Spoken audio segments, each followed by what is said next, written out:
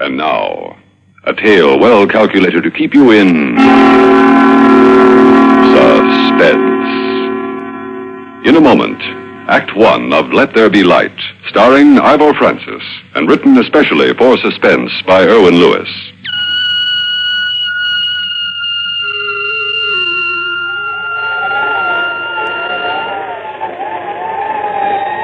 It was cold standing on the hill outside my cabin.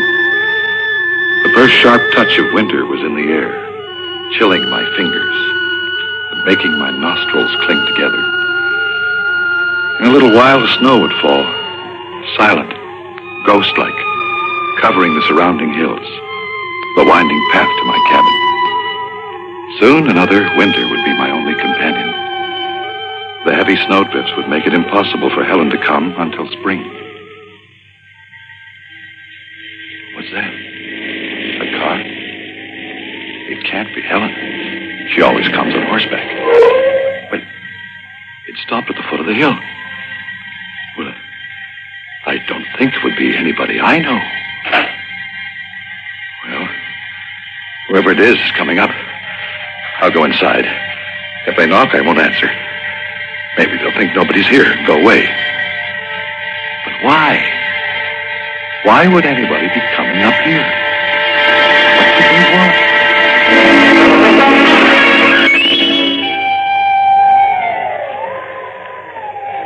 Boy, it's cold.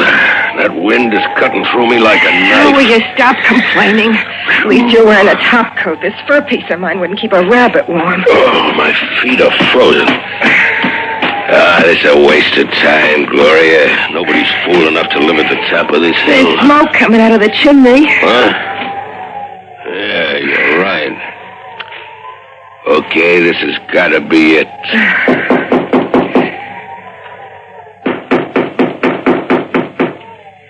Take a look through that window. See anybody? Yeah, there's somebody inside, all right. Good.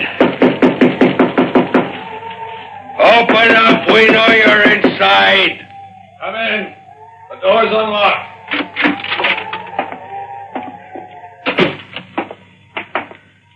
Why the devil didn't you answer right away? He has a hard voice. I don't like him. Whoever he is, I don't like him at all. I don't think I know you. What do you want? Now, look, that's no example of Western hospitality. We're strangers. You should invite us in with open arms, kid, instead of just standing there in the corner. We're cold. You should ask us to warm up by the fire. In fact, if you don't mind, I'm going to take advantage of that stove right now. I'm half frozen. Oh, boy, that feels better. And that coffee smells good. How about a cup, huh? Help yourself.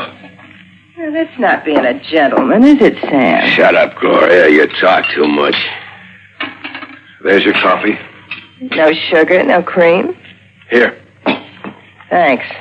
Don't get too comfortable, Gloria. We're not staying long. Kid, you live here? That's right. All alone? Yeah? Who are you? My name is Shelby, Sam Shelby. This is my friend, Gloria Jackman. What's your name? Bill Dennison. Well, what do you want? Information, kid. Right, Sam? She's younger than he is. Her voice isn't very pleasant either. Yeah, they're two of a kind. Look, what do I know that would interest you? A plane cracked up near here night before last. Did you see it? No. Were you here when it crashed? Yes, I'm always here. And you had to see it. It's no more than half a mile from the foot of this hill. I was here, I told you. I heard it crash, but I didn't see it. You're lying to me. You had to Sam, see it. take it easy. Now, listen, kid, I'll tell you how it is. You see, a friend of ours was flying that plane down to Mexico. We were supposed to meet him there day after tomorrow, but something went wrong and he cracked up. He managed to get to that town in the valley and phoned us. When we got to the town hospital a couple of hours ago, they told us he died maybe an hour after he phoned. Now you see how it is? No, I don't. I told you I didn't see the plane. And I still don't know what you want from me. All right, let's cut the comedy. This friend of ours had some... Well, he had something on the plane that belongs to us. We went over every foot of the wreck, and it's not there. Now, there's nobody within miles of this place, so it's got to be that... You took it. Now hand it over. I don't know what you're talking about. I didn't see the plane. I couldn't. What are you trying to hand me? You'd have to be blind not to see it. That's right. I don't believe you. You wouldn't be living up here all alone if you was blind. Sam, he's got to be lying. Did you see the way he lit his cigarette and the way he gets around? I've lived here for 5 years, ever since I lost my sight in a mine accident. I know every inch of this room. I still say you're lying. There's one way to find out. Take off those glasses. No. All right, then I'll take them off. Don't touch me. There. Oh. Hey, you poor guy. Yeah. I must be a beautiful sight with 2 black pits where my eyes should be, huh? At least I'm luckier than you. I can't see what I look like. Now, give me my glasses. Sure, here, kid. Sorry. Now, will you get out of here? Yeah. Come on, Gloria, and this kid's got nothing for us. Sorry, kid, honest. I'll, see you around sometime. Hey, Sam, it's snowing like crazy. I can't go out like this. I'll die of pneumonia. All right. Here, put this on. That belongs to the kid. What is it? What are you taking? Your Mackinaw. Here, here's $50. Putting it on the table, kid. That'll buy you half a dozen coats. Now put that Mackinaw on, Gloria, and let's get out of here. What? What's that? Sounded like a horse. Helen. Who? It might be Helen Prescott. She's a girl I know from the town. Once in a while she comes up here, but I didn't expect her. I was hoping... Oh, Helen, why? Why did you have to come now? Another minute and they would have gone. Gloria, look out the window. See if anyone's coming up the path. Well? Hard to see. It's getting kind of dark. Wait a minute. Yeah, there's a horse coming up, and somebody's on it. They're going around the cabin. Why would she do that? There's a shed in the back. Helen leaves the horse in there in bad weather. She'll be coming in the door in a minute. Maybe you're telling the truth, or maybe you're not. I don't take chances. Gloria, get over there in the corner. I'll stand behind the door. And listen, kid, you can't see me, but I'm telling you. I got a gun in my pocket. One phony move, and I shoot. Why'd you lock the door? Playing it safe until I know it's outside. But I told you it's only Helen. Shut up. Now ask who it is. Who's there? It's me, Bill. Open the door. I'll do it. You stay where you are. Bill, why did you bolt the door? You never... Oh, I didn't know you had visitors. Hello, Miss Prescott. You know me? Your boyfriend has been talking about you. I'm Sam Shelby. This is Miss Jackman. How do you do? Hi. If I'm interrupting anything, Bill... They were just leaving, Helen. Yeah, that's right. Thanks for the coffee, kid. Too bad you... Well, you know what I mean. Yeah, it's too bad, but that's life, huh? Are you all right, Bill? Of course I'm all right. Why shouldn't I be? I was worried about you. When I heard the weather report about the blizzard, I thought I'd better get up here. Why? I don't need anything. I didn't mean it that way. I thought you might like company. My company.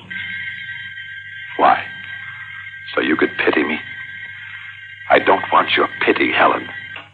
Yeah, let's shove off, Gloria. So long, kid. Sorry we couldn't do business. But you sure couldn't have gone to that plane. The wreck at the foot of the hill? That's it. Of course he could have if he'd wanted to. Helen! What are you handing me? You don't seem to realize that there's very little Bill can't do. He can get along as well as anybody in most things. If I could only get him to realize Shut that. up, Helen. Well, Bill, you know how I feel. I've told you Helen, and told please, you. stop talking. Sam, do you think... I don't know. This could be the craziest thing in the world. But we're not missing any bets. Sit down, Gloria. Take off that coat. We're not leaving yet. Bill, what are they talking about? I don't know. All right, let's have a little quiz game. I'll ask the questions, and you better have the right answers. We'll start with you, lady. What do you know about that wrecked plane? Only what the town knows. It Evidently crashed night before last. The pilot crawled to town this morning. Although how he ever made it, injured as he was a miracle. He told the hospital he was the only one in the plane. With the storm threatening, there seemed no point in sending out a party for an empty plane. They decided to wait until later. What else do you know? Well, the pilot phoned New York from the hospital. He told the doctors he was calling some friends. Then he died. I thought you two were going. Look, I know this kind of weather. The blizzard will get worse. You take my Macedon. Go before it's too late. Just a couple more questions, kid. Told you before, I couldn't see that plane. Yeah, that's right. But you didn't have to see it. You could have scrambled down that path like a mountain goat and poked around that plane. Your fingers could have been your eyes. And you could have found something without seeing it. Like you do here. But why would I do that? What do you want? I told you. Information. Your boyfriend here isn't as helpless as he looks. He gets around. Of course he does. Helen, shut up. Bill! Hey, it's getting dark. Is there a light in here? The oil lamp's on the table. Helen, you know where the matches are. Oh, now I can see. I didn't realize how dark it was. Now let's talk business. Kid, there was something on that plane that belonged to me. Give it to me, I'll make it worth your while. I don't want to get rough with you. Go away. Take the Macedon. Get out of here. You little punk, you're stalling. Sam, wait a minute. Now, Billy, boy, if you found anything on that plane, why don't you give it to us? You'll be saving yourself a lot of trouble, believe me. Leave me alone. Okay, kid, you had your chance. Now I'm going to pound the truth out of you. Keep your hands off him. Sam, you don't have to hit the kid, do you? What do you want me to do, burp him? He went to the plane. I'm positive he did. Huh? Did you? All right. I went to the plane. Yeah, I knew it. I heard the crash the other night, like I said. I didn't know what it was first, but I went down the hill. Naturally, it took me a long time. By the time I got there, the pilot was gone. At least I didn't find anybody. But you did find something. No. I just made sure nobody was in the plane. Then I came back here. There wasn't anything else I could do. You're lying. You gotta be lying. There was $100,000 in uncut diamonds on that plane when it crashed. Diamonds? Yeah. They weren't among Pete's effects. And they weren't in the plane. Now, you admitted you went down to the wreck. So you found the diamonds, and I want them. No, I remember. I read about it. You stole the diamonds. That's right, baby. So what? They were part of a shipment from Belgium. Before they got to the diamond cutters, we got them nice and clean. We had it all figured out. The cops were on to me, so I sent Pete ahead to Mexico with the diamonds. Gloria and me were going to follow. Yeah, I had it figured great, all right. Except for the crack-up. There's your last chance, kid. I count to 3, and then I start taking you apart. 1. He doesn't have the diamonds, can't you see? He's telling the truth. 2. Listen, kid, if you're smart, you'll cough up the stones. Sam can be pretty mean when he gets mad. 3. Keep away, sister. You got him, haven't you? Yes. Yeah. I got him. I knew it. Why didn't you admit it sooner, kid? You were only asking for trouble. I would have given them to you right away. What good are they to me? But I was afraid. I figured once you got them, you wouldn't want me around to tell the police, so you'd have to kill me. Now, why would we do a thing like that? Sure, kid, you didn't have to worry. I'll be a good boy and hand over the stones, and we'll leave you two alone. We've wasted enough time already. It's dark out. We've got a long way to go tonight. Bill, you can't give them the diamonds. You know they'll get rid of you once you do. Shut up, sister. So what do you want me to do, Helen? Fight? Yeah, that's a laugh. Do I punch the air and hope I hit somebody? Yes. Pity yourself, Bill. Retreat into your shell so they can pull you out and slaughter you. Then everyone will say, poor Bill, wasn't it a shame, and him so helpless. Such terrible people to do such a thing. Shut up, can't you? No, I won't shut up. You're not going to give them the diamonds, Bill. I don't want them. No, but you want your life. And I want you to be able to live with yourself again. That's enough now. I don't know what you're up to, sister, but we had enough talk. Bill, listen to me. The kitchen knife is at your right hand on the table. What? You know every inch of this room. Remember that. Hey, what's going on here? Stop that! Get a light, Gloria. Can't see a blasted thing. All right, put out the light. The room is dark. Pitch dark. He's blinder than you are now. He can't see. He's blind, too. Blinder than I am, she said. What does she mean? Where are you? I'll get my hands on you. I'll kill you. No! Blast that chair. He can't see me, and I don't have to see him. Maybe. What did Helen say about the knife? Yes, it's on the table. The table. Here it is, at my right. The knife. It should be over here. Ah, I got it. I can't see, but he can't see either. Don't move, Shelby. I've got a knife. Don't be a fool. I'll shoot you. You've got to see me first. Now I'll move to the right, past the stove. You missed me, Shelby. Try again. Now, to the left, towards the window. But I mustn't walk past the window. A little light might show through from outside and give him a target. Ah, here's the window. I'll duck down. I hear you, kid. I'll get you this time. Missed again, Shelby. I know what he's feeling. I remember those first days when I couldn't see the rage and frustration that seized my heart and brain. The overwhelming desire to strike out, to destroy. But above all, I remember the panic. The blind, terrifying panic. And he's afraid. More than I was. More than I am. Ellen, get behind that table. Stay there. I'm all right, Bill. Don't worry about me. I'm going to get you now, Shelby. I know where you are. Even if you stand still, I'll hear you. Because I'll hear you breathe. You can't stop breathing, can you, Shelby? Can you hear me breathe? One more shot. That's all you got left, Shelby. What do you do when you fire that one? Gloria, for Pete's sake, got a light. Strike a match. I can't find my bag. Sam, do something. I'm scared. Sure you're scared. Like I was. First time I was in the dark. But I've had 5 years to get used to it. And now I'm not scared anymore. Because I know the dark. It's my friend. And it's your enemy now, Shelby. The two of us. Me and the dark. And we're gonna get you. No, you won't. Where are you? Stand still. I'll crush you. I'll tear the life out of you. Where are you? No more bullets, Shelby.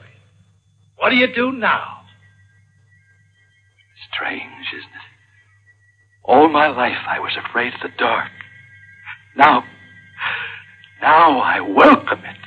Stay away from me. Oh, a second ago you were going to tear me apart. Now you want me to stay away from you. What's the matter, Shelby? You afraid of me now? I've still got the gun. I can crush your skull with it if you move a step closer. I just moved a step closer, Shelby. Go ahead. Do something. Your gun hit the door, Shelby. Now you have nothing. And I have your gun, too. Now I'm coming after you. Sam, I'm scared. Get away from me! I'm 2 steps from the door. He's near the middle of the room. The table is to my right. There's a chair on the other side of the door. 3 paces in front of me is a bench. 1, 2, 3. Now, move left. That's it. He should be directly in front of me. I'm almost within reach of you, Shelby. Better not say anything or I'll know which way you're facing. I'll kill you. I'll kill you. Ah, now I know. Facing me. So I swing 2 paces left and come around and... Shelby, my knife is 1 inch from your spine. Don't move or you're a dead man. Don't touch me. I won't move. I promise. His head should be about here.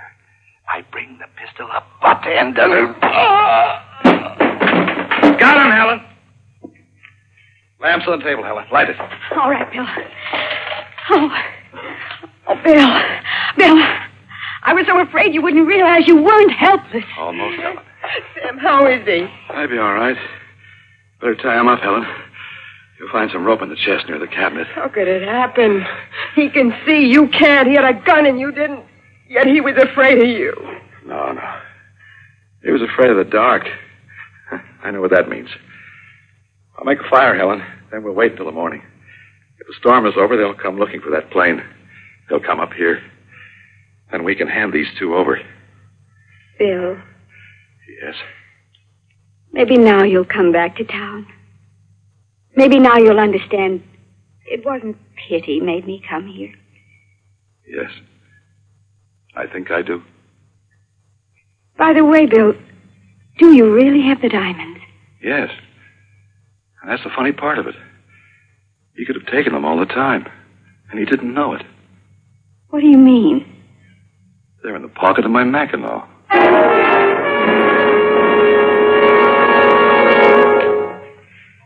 Suspense.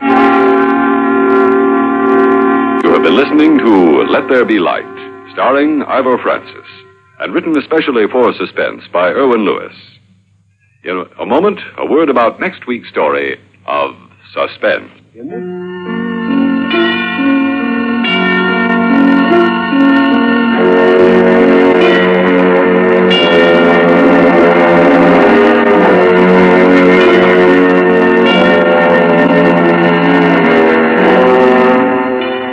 Suspense is produced and directed by Bruno Zerato, Jr. Music supervision by Ethel Huber. Sound patterns by Joseph Cavivo. Heard in tonight's story were Terry Keane as Gloria and Jean Gillespie as Helen.